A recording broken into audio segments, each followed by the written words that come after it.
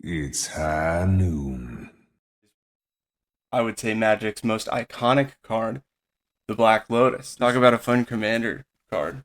They play their commander. I'm going to exile that, and we all get your commander. It just goes back into your command zone. But that would be very fun to do. What's up, deckheads? Welcome back to MTG with me. It's the Gainswalker. Today I've got a tier list for you.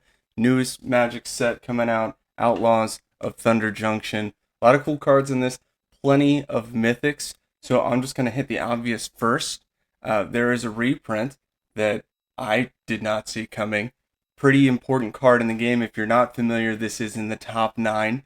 This is, I would say, Magic's most iconic card, the Black Lotus. This is a 0 cost. Tap, add 3 mana of any color, and since there's colorless mana now, I'm sure that will tap for that as well. It's an artifact, so it's got some old language in here saying you can use it as an interrupt. Standard, if you just started playing, that's what it means. It doesn't have summoning sickness. You can use it right away. So that's clearly S tier. So I'm going to go ahead and pull up the Thunder Junction one here, and definitely S tier. If you aren't familiar with that card, get familiar with that card. And I mean, it's going to drive down the value, honestly. I think it was valued at $10,000. So definitely get a box if you can get a box of this. To some of the other cards, plenty of alternate artworks that you're going to see. Some of them really cool. Something that I thought that Magic wasn't going to do anymore was 2 Planeswalkers in a set. And it looks like they do have 2 Planeswalkers in the set. We've got Oko and Jace. So it'll be interesting to see what they do with those. Jace is a 2-drop in this set, and we'll get to that. But plenty of good stuff. We're gonna hop into that right now. Standard tier list S A B C D, and we've got up first Annie Flash the Veteran. This one's kind of cool for Naya. So Flash 4/5 for 6. Enters the battlefield. If you cast it, return permanent card with mana value 3 or less from your graveyard to the battlefield tapped. Entering the battlefield tapp's not really a big deal because you're going to play it on the end of their turn, so that they both that card enters tapped and they untap on your upkeep, which is immediately next. Whenever any flash becomes tapped, exile top 2 cards from your library. You may play those cards this turn. So that's kind of neat. Just to kind of get exile off the top. There's plenty of cards that do that are Boros.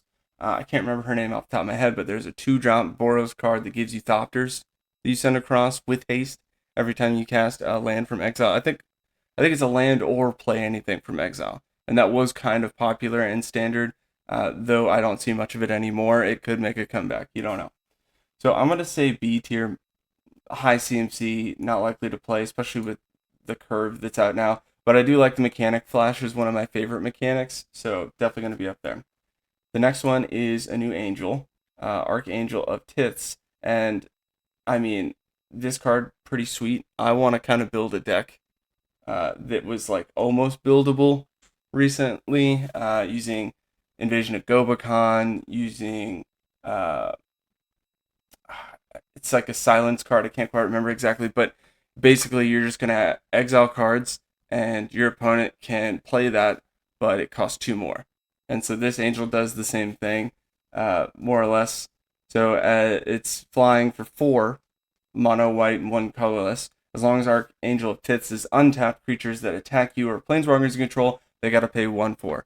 And then as long as it is attacking, creatures can't block unless their controller pays 1 for each of those. So the mono red's gonna have a problem with that.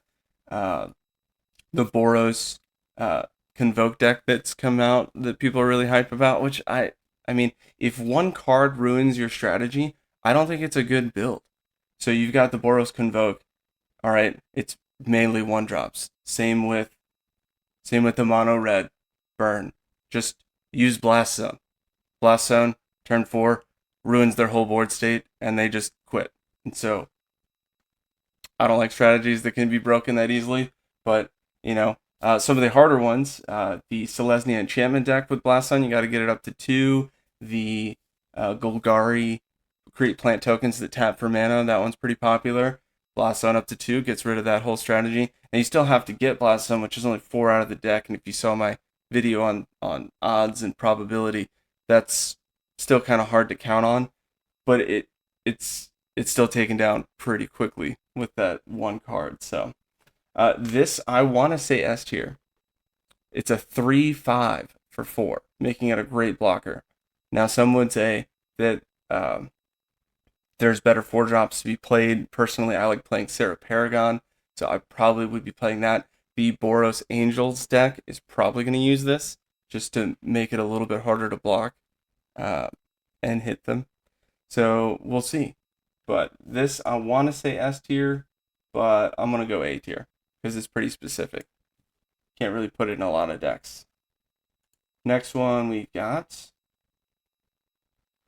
Alright, this one's down here. Alright, so this next card is Assimilation Aegis. It's a 3-drop. Exile up to 1 target card until it leaves the battlefield.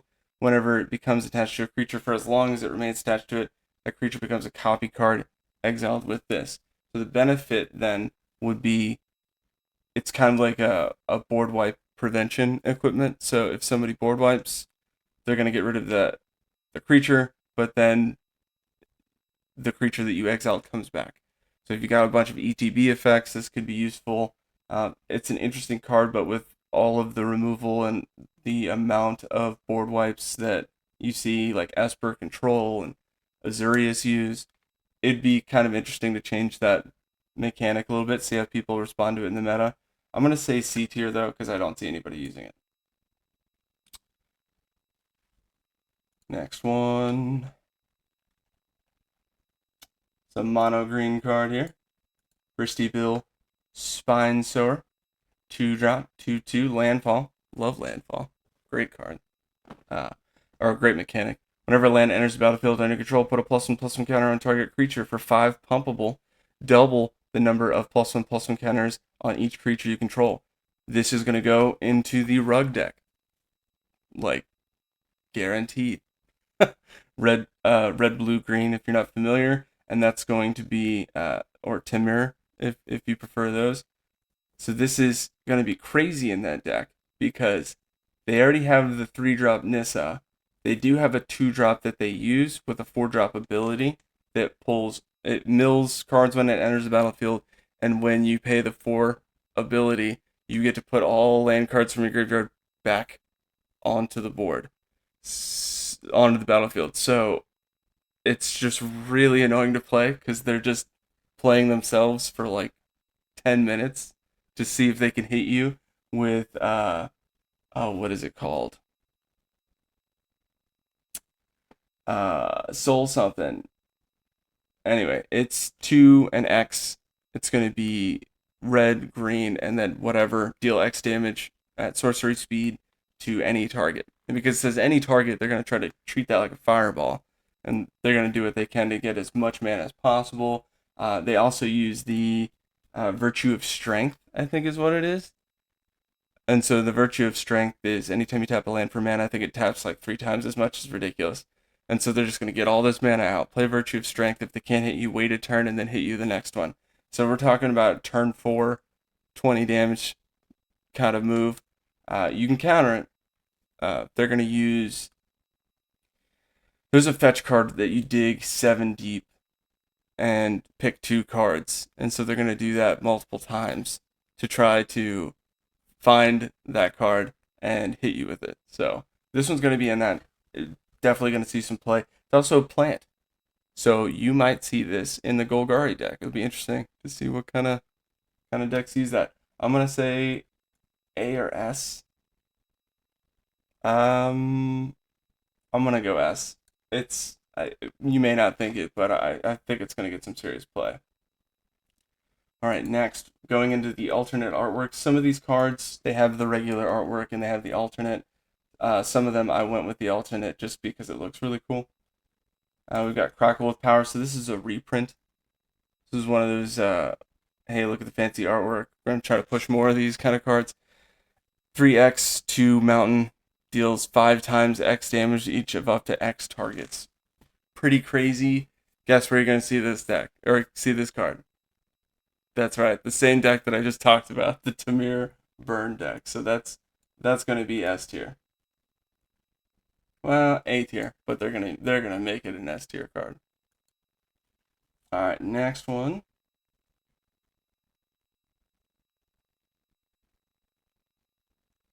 All right, we got it right here.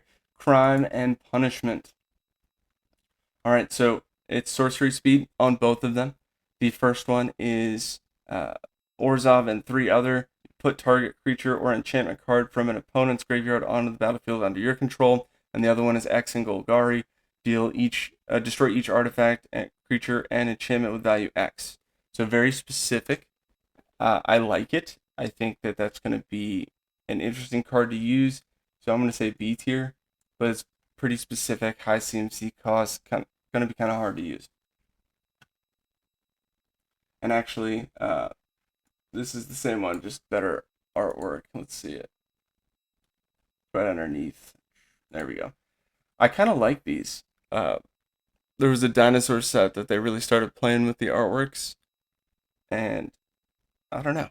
I feel like comparing those two together, this one is definitely better. As opposed to the Wanted poster. That does kind of look cool. Alright, next.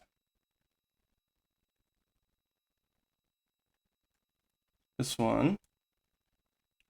I don't normally play a lot of blue. This is called Double Down. 4-drop. Whenever you cast an outlaw spell, copy that spell. Outlaws are assassins, mercenaries, pirates, rogues, and warlocks. And then it says, just to make sure you know, copy of permanent spells become tokens. I do believe those hit the graveyard if you kill them before they're gone. Might want to check me on that one. But that is an interesting mechanic. Could be good with, there was a reprint of mechanized production recently. So things like that you'd probably use it with, but alright, this very specific, I'm going to go C tier. Alright, now we're getting into some interesting stuff. This is called Final Showdown. It's a modal spell. So you're going to pay the CMC, which is the 1-drop. You see they added a little plus symbol, I believe is what they're going for there. And it's got spree. So I'm going to need to add whatever I want of these. Now, I don't know if these are saying that I can choose the same one over and over or not. If it does, that's a lot more interesting than I thought. If it doesn't, you know what I mean? So, like, if the most this spell could be is a 1-drop, all creatures lose all abilities until end of turn, choose a creature you control gains indestructible until end of turn, and destroy all creatures. If that's all I can choose, okay, it's still pretty good. But if it says, if this is allowing me to do pay 9, and I can do the 1, get 3 of my creatures indestructible and destroy everything else, then that's crazy. So I'm going to say A tier. But if it is correct that you can just keep picking the same mode over and over, then I'm going to say S tier. But for now, tentatively, A. Okay.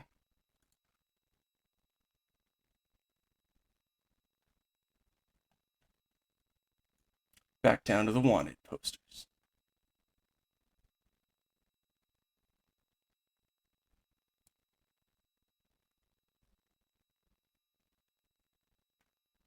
Alright, this one's kind of interesting. Fractured Identity. 5-drop, Azurius and 3 others. Exile target non-land permanent. Each player other than its controller creates a token that's a copy of it. Talk about a fun commander card. You know what I mean? That would be fantastic. They play their commander. I'm going to exile that, and we all get your commander. Now, I'm pretty sure that just goes back into your command zone. But that would be very fun to do. Alright, so but for 5, I'm gonna say B tier. It's pretty expensive. Okay, back to the blue. Alright, this is a zombie card. Draw the Flesh Right. 3-drop, 2/3. Whenever you cast a spell during your turn other than your first spell, create a 2/2 blue-black zombie rogue. That's new. Creature token. Whenever a zombie enters the battlefield under your control, put a +1/+1 counter on it for each zombie that entered the battlefield under your control this turn. So very interesting card. Maybe see it in like an Is It zombie deck. I haven't seen one of those before, but that could be cool. I'm gonna say A tier. Not much of a zombie player as far as tribal decks. I never did zombies. I had a friend who loved making zombie decks. Just big Liliana fan, just always zombies. So I'm sure he'll love that one. Okay, next. Girard, Mirror of the Wilds. This is a Naya drop, 3/3 with haste, so I'm already liking it. Non-token creatures you control have tap, create a token that's a copy of target token you control that entered the battlefield this turn. I like that it says just token, not creature token, because that means you might see a lot more treasure token decks, and I do use that in my standard, so then, maybe I start to make my standard into a Naya, I don't know. But a Naya humans could be very cool. Creates a lot of tokens, something like that. Maybe like a Naya Angels and Humans kind of thing. I don't know. We'll see. But I think it'll be useful. It's at least B tier. I know that.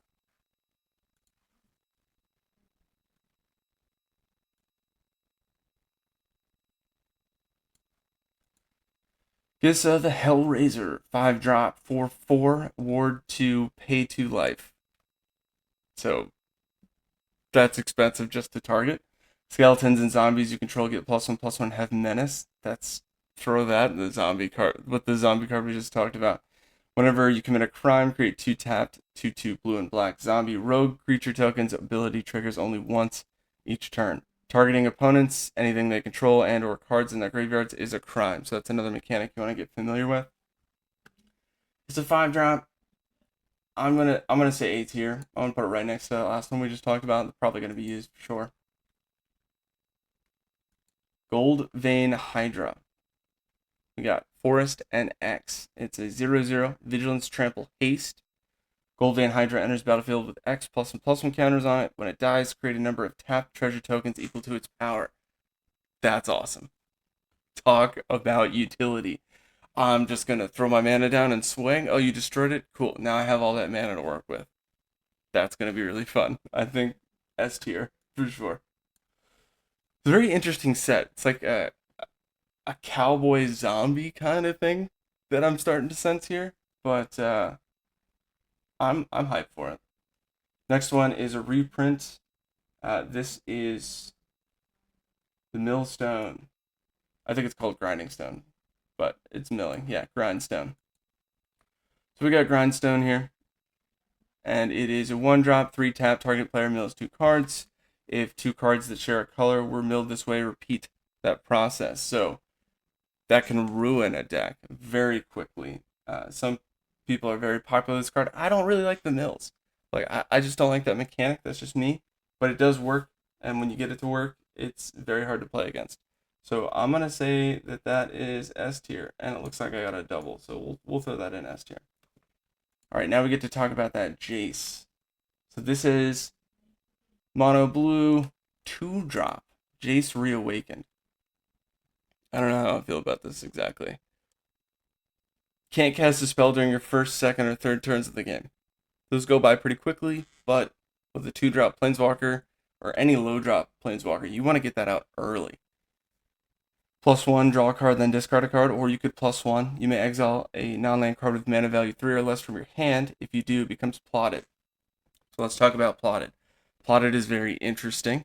Plotted means I'm going to exile this card, this spell, whatever, and I'm going to play it at a later turn for its plotted cost. So that means that I can only play it at sorcery speed, but I get to play it in any later turn. As far as I know, that's how that works. So that could be very strong.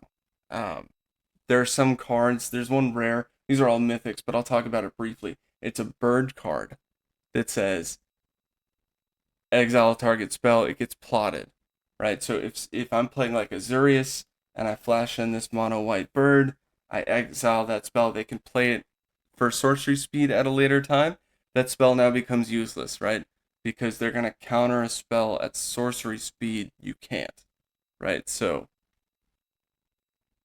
that'll be very interesting to see what they do with that.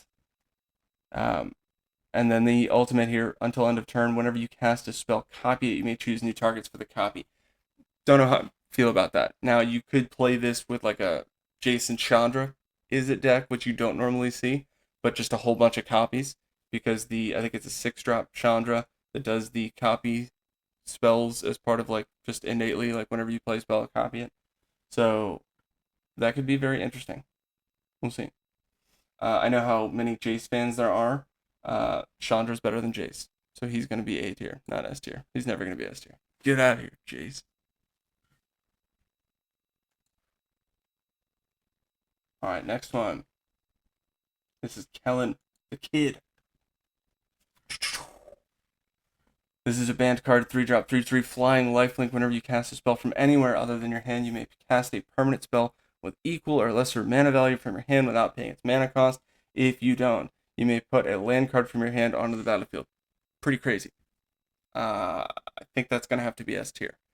Not much of a banned player, but whenever you cast a spell from anywhere other than your hand, it's not that hard to do anymore. Like Sarah Paragon, there's plenty of graveyard stuff, and that's going to help you play your hand or more land.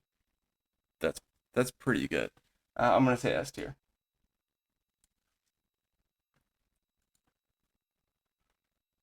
Next, back to the extras. This is Leyline Binding. It's just a reprint. A lot of people use this card with the Wooburg decks that are out there, and I think it'll be pretty popular. I mean, if if if you don't know it, basically it's gonna get cheaper for each. It's got domain, so it's gonna be cheaper for each mana type you can produce. And I mean, just exile until you get rid of it. It's resistant to Blast Zone because it's a 6-drop technically, but it just gets cheaper to play.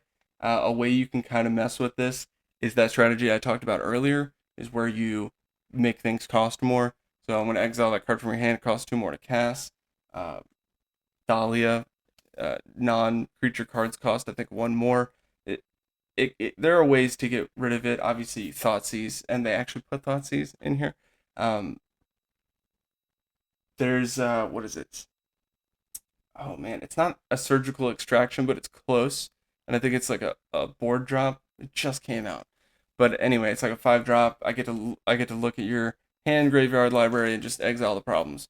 And so you can use that card to get rid of it, but it's still a pretty resilient card. Leyline Binding is strong. I hate it.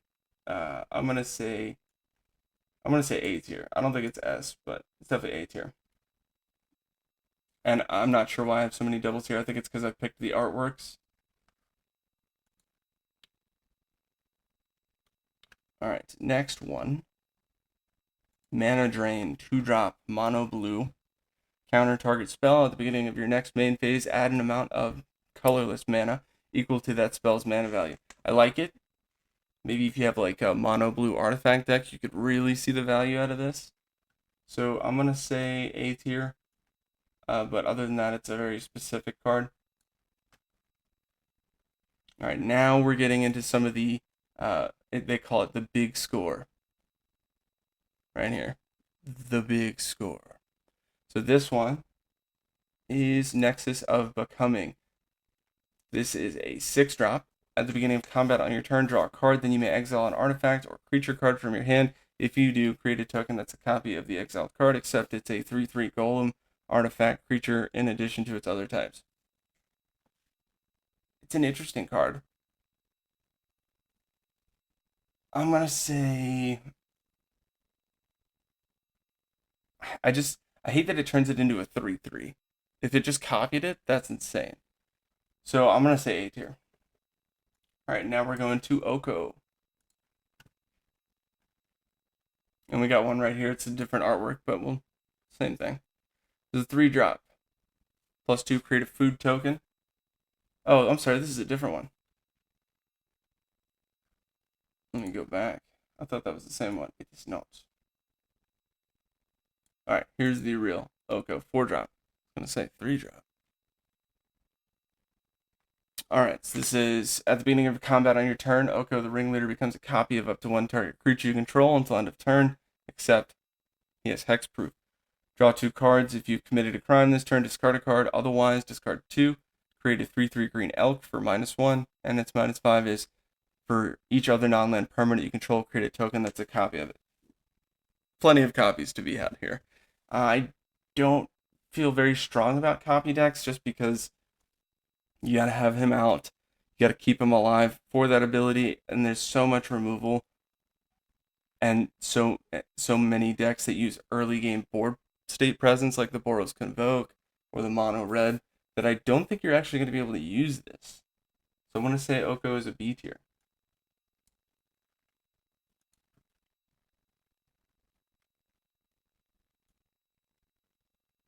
Alright, now we're going to Mono White. Oh, and here's the bird. This is the bird I was talking about. Even Interrupter, 3-drop, 2/2 flash flying. Enters the battlefield, exile target spell becomes plotted. So if you plot a counter spell, it's no longer instant speed, it's now sorcery speed. And they have to pay 2 more. This is more of that strategy I was talking about. Just hilarious to me. Okay.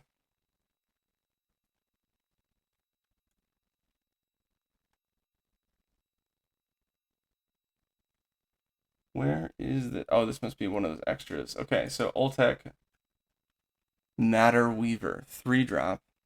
Whenever you cast a creature spell, choose one. Create a 1/1 colorless gnome artifact creature token, or create a token that's a copy of target artifact token you control. It's an interesting one.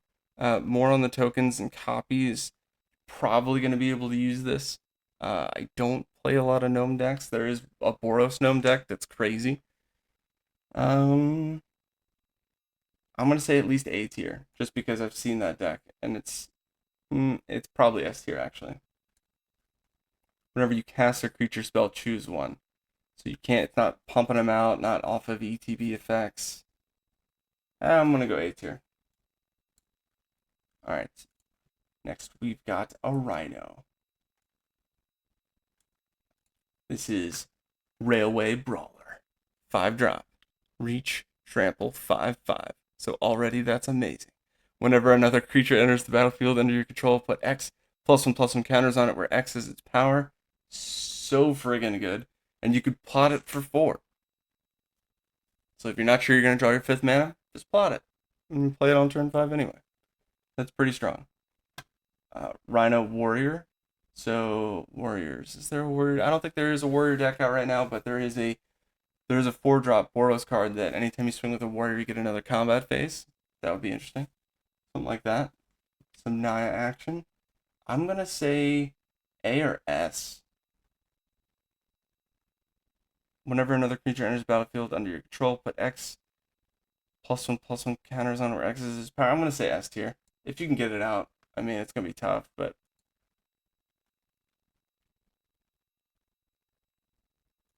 Alright.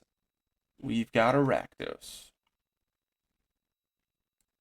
The Muscle. 5-drop. 2 swamp, 1 mountain, 2 colorless, 6/5 flying trample. No haste, though. Whenever you sacrifice another creature, exile cards equal to its mana value from the top of your target player's library. Until your next end step, you may play those cards, and mana of any type can be spent to cast those spells. Sacrifice another creature. Rakdos the Muscle gains indestructible till end of turn. Tap it.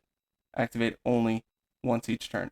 I really like that mechanic. You'll see that if you look at even some of my oldest videos, that's like the one mechanic that I'm looking for, is I want to be able to discard a card or sack something to give indestructible. Discard a card is better, I think, because then I don't have to rely on the board state. I can play one card, and if I keep that card alive, that at least keeps a board state out there for me to do something with, combat tricks, that kind of thing. That's very strong. Now this is a little weird because sacrifice another creature, so I have to guarantee that I have a board state to do this mechanic. So this is less than the discard give indestructible, but it's still pretty interesting. Very specific CMC. So you might see this in a Grixis, more likely a Rakdos deck for Rakdos, clearly. It's got trample. I'm going to say A tier for sure. Next, we've got Selvala, Eager Trailblazer. This is a 4-drop. Selesnya and 2 others with Vigilance. It's an Elf Scout. Whenever you cast a creature spell, create a 1/1 red mercenary creature token with tap. Target creature control gets +1/+0 until end of turn. Activate only as sorcery. Choose a color, add 1 mana of that color for each different power among creatures you control. Maybe this is good in like a Wooburge deck, but I don't see it. Is legendary, so maybe you see the legendary creature deck come back. I don't know, but I'm gonna say D tier. That's not very good.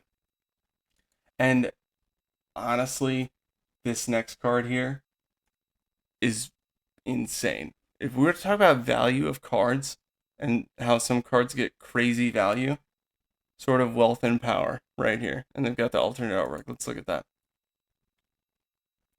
Oh, it doesn't show it. But here you are. You thought War and Peace, you thought Feast and Famine, you thought some of the other swords were good. Look at this sword. This is insane. Sword of Wealth and Power is a 3-drop. Equipped creature gets +2/+2, has protection from instances and sorceries. What? Get out of here. That's so good. Whenever a equipped creature deals combat damage to a player, create a treasure token, and it helps you ramp. What? When you next cast an instant or sorcery spell this turn, copy that spell. You may choose new targets for the copy, and it copies stuff. The equip cost is 2, so that is very good all the way around. This is if you can make an equipment card better, I'd like to see it. That is insane. S tier all day. And the next card is a reprint of one of my favorite cards, favorite creature cards, I'll say. Well, I don't want to say it's up there. It's up on the list. Terror of Peaks. This card is nuts. It's a 5-drop, right? 5/4 flying. Spells your opponent's cast that target it. You gotta pay 3 life for every time you target it. And whenever a creature enters the battlefield on your turn, deals damage equal to its power to any target. Not just a creature, anything. You want to hit your opponent? Sure. Just beef up a board state. It's a great draft card. You see this in a draft, get it and play it. That's so good. I'm gonna say S tier. A little biased. When I first started playing, I did play the Timmy decks, and the big dragons, the angels, just throwing those out as much as I could. And now that they've come out with dinosaurs, I love playing dinosaurs. I have a commander deck with dinos, so that's pretty cool. And moving on. This one, I believe, is down here. When I saw it, yes. The Gitrog, Ravenous Ride. 5-drop, 6/5, Trample, Haste. Love seeing Trample and Haste together. Very strong cards. It's a Frog Horror Mount. So, a little unsure with how Saddle works entirely, but I'll take a crack at it here. Whenever the Gitrog, Ravenous Ride deals combat damage to a player, you may sacrifice a creature that's saddled at this turn. If you do, draw X cards, then put up to X land cards from your hand onto the battlefield tapped, where X is the sacrificed creature's power. So that is very interesting. Saddle for 1. So I'm not entirely sure if when you saddle they deal all their combat together, or if I need that to swing with this card. I'll have to look that up. But if it's not, if I saddle a 4/4 onto the 6/5 and that hits for 10, to me that's insane, because then I'm just going to keep saddling saddled things, and I'm going to saddle them all together and ride over the top with one that has flying, something like that. So I'll have to look into that, and I'll post it up there once I find it. But that could get insane. Also, the cards. This one says a saddled card. You could use the 1-drop Cacophony Scamp, I think is what it's called. It's the 1-drop that when it dies, deal damage equal to its power. So then you could draw cards and deal damage. Interesting thing, but we'll see how that works. I'm going to say B tier, because that's pretty specific. Well, because I'm unsure about the saddle thing, and it's probably better than what I imagine, I'm going to say A tier. Next is Thoughtseize. Should be that 1-drop mono black.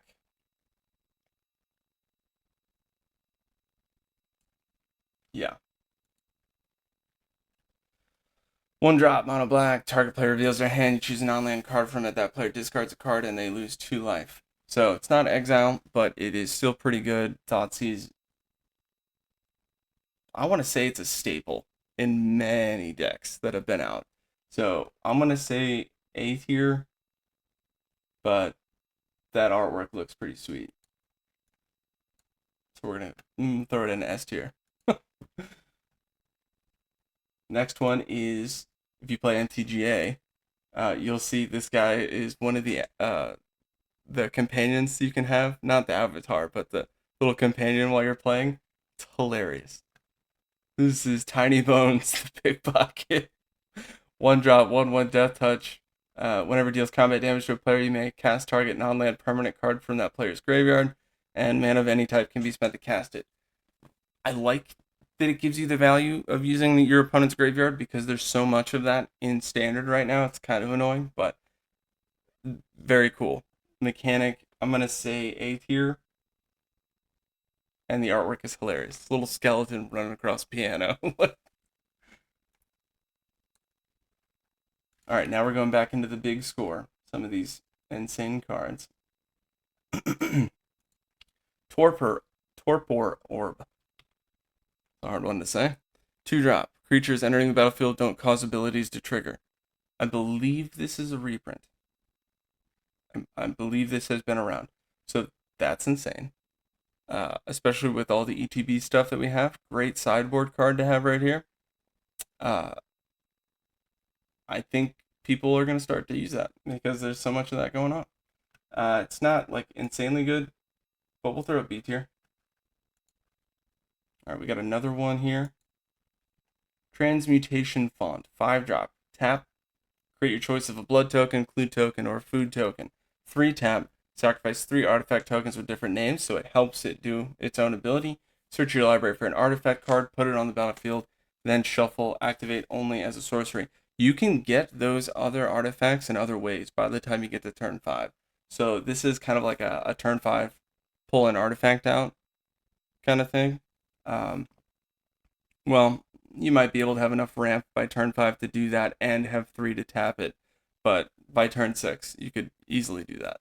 So, interesting card. I don't think... I mean, there are some crazy artifacts out there, but I'm going to say B tier. Nothing too crazy. Now we've got Vaultborn Tyrant. 7-drop, 6/6 trample.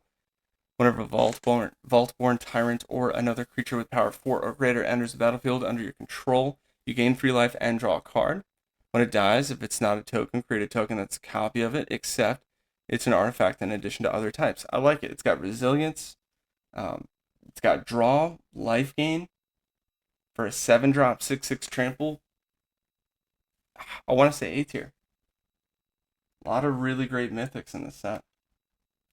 Next one, I believe, is Vraska. Let me see if I can find Vraska.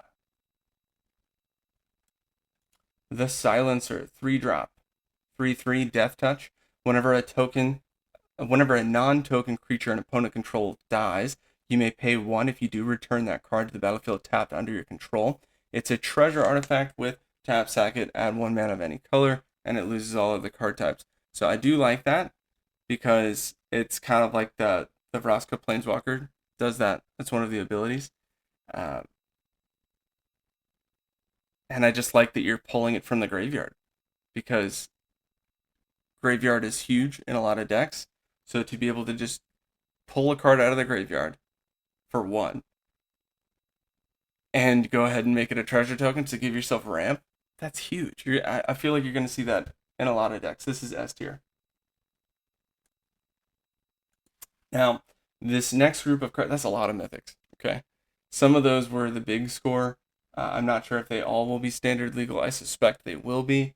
And then these ones I don't think are, but you'll see. Again, this is Mythic spoiler that I'm using. Check it out if you haven't already. Really like the way they show the cards and the alternate artworks. These are listed under special guest. So I don't think any of these are standard legal, but pretty cool. And I'll go ahead and talk about these. Brazen Borrower, I hate this card. This is when I first started playing MTGA, like the arena online. This card was probably the most popular, and it's just like every single game, Brazen Borrower, and just return target non-land permanent to its owner's hand. Get out of here, you know? So that's its adventure cost, and then 3-drop Flash. So you'll see it flash in. Uh, can block only creatures with flying. That's kind of like its trade-off there. But it's a solid card all around. I don't like it, but that doesn't mean it's not a good card. So I'm going to say A tier. Next, we've got, I think this is the Prismatic. No, this is the Desert, okay? Desert, tap add 1, or tap deals 1 damage to target attacking creature. Activate only during the end of combat step. So it's an interesting little ping, very specific timing. That makes it a little easier to count and work around. Like I can count on them trying to do that and work around it. I'm going to say C tier, not amazing. Desertion, 5-drop. Mono blue, 3 others. Counter target spell if an artifact or creature spell is countered this way. Put that card onto the battlefield under your graveyard, under your control instead of into its owner's graveyard. So I do like that because this is crazy. Like counter and it's mine. Counter and it's mine. Like get out of here. So that's going to be S tier for sure. Next one is Olivia. So all you vampire fans. Oh, I'm sorry. No, this one is. Oh, that's one of the commanders. My mistake. So this one is Morbid Opportunist. My mistake.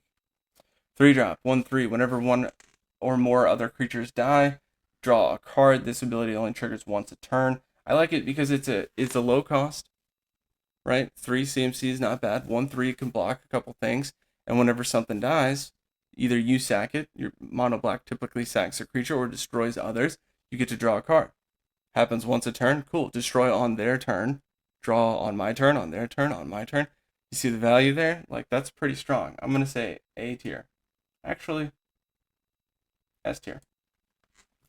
Just because that's what mono black does. They're going to keep drawing, to keep removing, to keep getting that board state. Maybe pull their Liliana and just keep owning the board state. Like, that's very strong. The Mystic Snake Simic, 1 blue and 1 colorless as well. So 4-drop, 2/2. Flash, ETB, counter target spell. That's an expensive counter, but I don't like it because if it exiled the spell and entered the battlefield as a 2/2, that would be great. But I'm going to say this is C tier. I don't see people playing that. Maybe they do. But. Notion Thief, Dimir, and 2 others. 3/1 Flash. If an opponent would draw a card except the first one they draw of their draw steps, instead that player skips and I draw. Awesome. Very good mechanic for Dimir. A tier. Alright. Now we've got Olivia.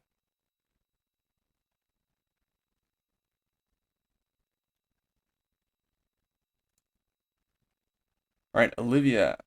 Opulent Outlaw. For 4.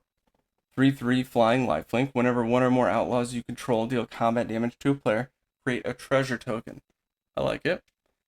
So it says whenever one or more, so you only get 1 if you swing through with a bunch of stuff. 3, sacrifice 2 treasures, put 2+1/+1 counters on each creature you control. Activate only as a sorcery. That's really strong. The other Olivia is stronger. The one with haste swings right across. That one's a huge problem. This one's kind of cool, but I'm going to say C tier.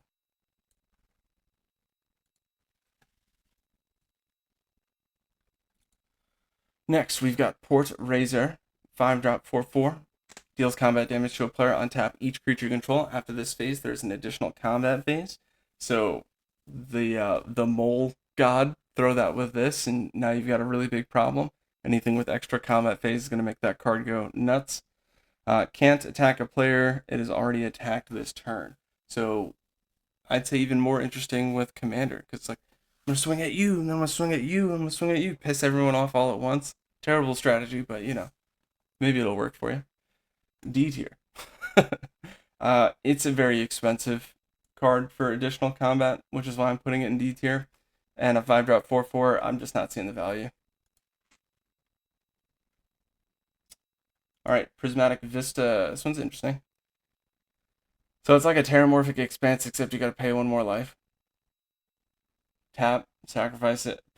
Tap, pay one life, sack it. Search for a basic land, put it on the battlefield, then shuffle. The only thing is, it doesn't enter the battlefield tap. I'm guessing that's why they made it a mythic. So I'll throw it A tier just because of that, but and it's not legendary, so you could have 4. So actually, yeah, you know what? Because it doesn't enter tap, I can see the value. But aside from that, Scape Shift, I really like this one. So sack lands, get lands, sacrifice any number of lands, search your library for up to that many land cards, put them onto the battlefield, tap, then shuffle. The reason I use this in one of my legacy decks, like a legacy Timmy deck, it's not good, but it's fun to play. Is it says search your library for up to that many lands, not basic lands, just lands. So you can get your shock lands, you get fetch lands, you get like any kind of mana fixing you really need from this. It's very strong for 4. So any kind of landfall deck would love this. Throw this in the Tamir deck that people are using for the fetch and the burn kind of thing. This is an A tier. All right, next.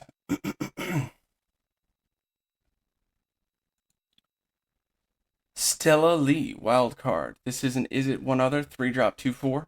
Whenever you cast your second spell each turn, exile the top card of your library. Until the end of your next turn, you may play that card. I like it because it says until the end of the next turn. Gives you some playability. Tap, copy target instant or sorcery spell you control. You may choose new targets for the copy. Activate only if you've cast 3 or more spells this turn. Okay? I don't like the activate if you've only cast 3 or more spells this turn. That's really going to hurt this card. So it does kind of have a good first mechanic, but the rest kind of fizzles off. So I'll say C. Next card is definitely S tier. If you're not familiar, I like equipment decks. Stoneforge Mystic is a strong equipment card. So it is a creature card. It's a 2-drop 1/2. ETB, you may search your library for an equipment card, reveal it, put it in your hand, then shuffle. Awesome. 2 tap, you may put an equipment card from your hand onto the battlefield. Awesome. Love that. Just great. And there are some insane equipments out there. Emberclave was an awesome one. Instant speed, double strike, very strong. There was when I first saw this card, I was kind of new to MTG, and there was a lifelink card that people would use with this one a lot. So plenty of stuff to use. It's not a legendary, so you could have multiple. Very, very good card, S tier, all day. And the next one. Yuma, Proud Protector. This is a very heavy Naya drop. This is an 8-drop 6/6. Spell costs 1 less to cast for each land card in your graveyard. So it could be a 3-drop 6/6. When Yuma, Proud Protector, enters the battlefield or attacks, you may sacrifice a land. If you do, draw a card. Not sure how I feel about sack lands to draw, but if you need it. Whenever a desert card is put into your graveyard from anywhere, create a 4/2 green plant warrior creature token with reach. Have to look up and see exactly what desert card, what they mean by that. But that could be very good. I don't know. I'm gonna say B or A. Probably lean on the A, just because I'm not entirely sure about that desert part, so I'd have to look up that. And the last one, Gaunty Canny Acquisitor. This is a 5-drop 5/5. Zoom in a little bit for you. Interesting artwork. Spells you cast but don't own cost 1 less to cast. Whenever one or more creature cards you control deal combat damage to a player, look at the top card of that player's library, then exile it face down. You may play that card for as long as it remains exiled, and mana of any type can be spent to cast it. It's interesting. I don't want to say A tier.